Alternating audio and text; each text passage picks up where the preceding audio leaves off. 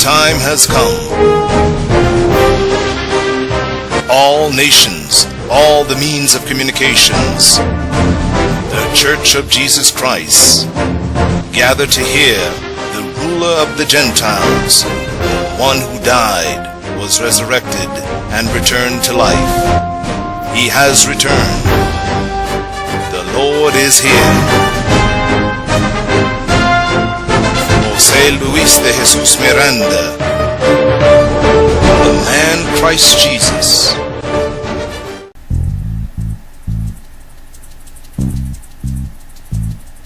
Hello, Blessed. Today's topic is the countdown. And now, the man Christ Jesus. Blessed with all blessing. The days are approaching. As a matter of fact, today's topic has everything to do with that, with the countdown. Rather, why the countdown? There is a world that is waiting for us. The system is observing because they cannot offer what we are offering. They have no hope. They do not know God's mysteries. Therefore, the countdown is very important at this time, while growing in grace gets closer to the stage of establishing a new government, a new system, in order to fix a world that's in disarray and without hope. So then let's read Luke so that you could see the countdown. Luke chapter 17, beginning in verse 24. Look how it says. For as the lightning that flashes out of one part under heaven shines to the other part under heaven, so also the Son of Man will be in his day. But first he must suffer many things and be rejected by this generation. And as it was in the days of Noah, so it will be also in the days of the Son of Man. They ate, they drank, they married wives, they were given in marriage, until the day that Noah entered the ark, and the flood came and destroyed them all. That's a countdown. Noah would warn them, and they continued with their customs. They would get married in their vacations, in their religious days, and the moment came.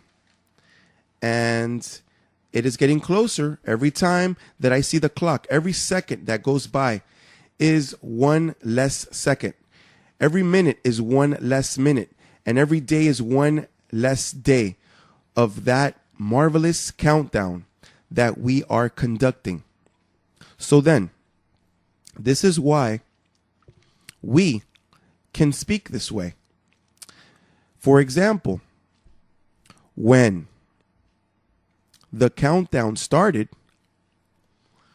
what were the first things that took place?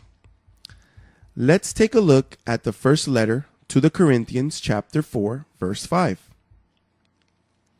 I imagine that they asked Paul many questions because of the confusion that existed in his days with the presence of the apostles and the false gospel of the circumcision. They took Paul to exclaim this way in verse 5, therefore, judge nothing before the time, until the Lord comes, who will both bring to light the hidden things of darkness and reveal the counsels of the hearts. Then each one's praise will come from God. That day had to come because no one knew where the wickedness was. Who could imagine that Peter was a traitor all of his life? That even though he walked with Jesus, he was a dangerous man for faith because of the Judaism that he presented. And remember that the religious harlot, that was already being announced by Jeremiah and the prophets. That's a religious spirit that was introduced through the Jewish believers. But little by little, we started. For example, Galatians chapter 2, when Paul exclaimed in this manner, speaking about the apostles.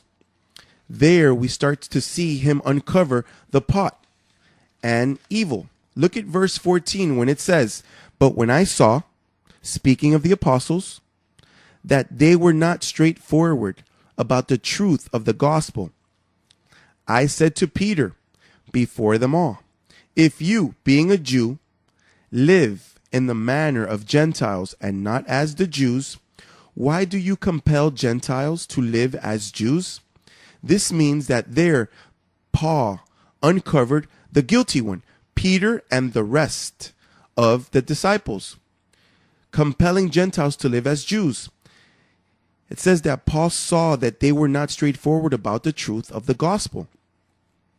And if those disciples that affected the history completely, how they say Peter was the first pope, if he was or if he wasn't, but that's where evil started that you see in Rome because of those 11 apostles. So then, it was uncovered. Darkness was uncovered. That's where everything started. Bring to light the hidden things of darkness. Separate the two gospels of the circumcision and of the uncircumcision. So then we continue faithfully in the countdown, the catastrophes, the situation. You have seen it. I told you at the beginning of the year. Look at Brazil, the worst catastrophe that they have suffered in all their history. Look at the floods. Look at the earthquakes, the heavens shaking. There is not one sign that I have mentioned to you written for these times that have not been fulfilled. We continue faithfully in the countdown. Each day, each minute, each second. Count.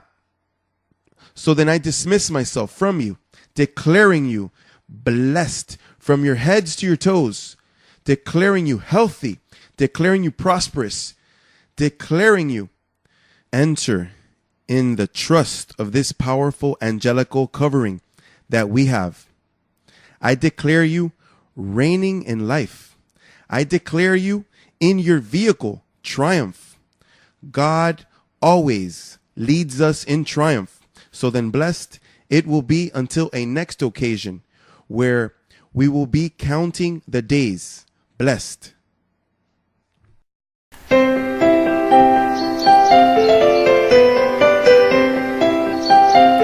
counting the days till the transformation. Soy la super raza, confieso su palabra.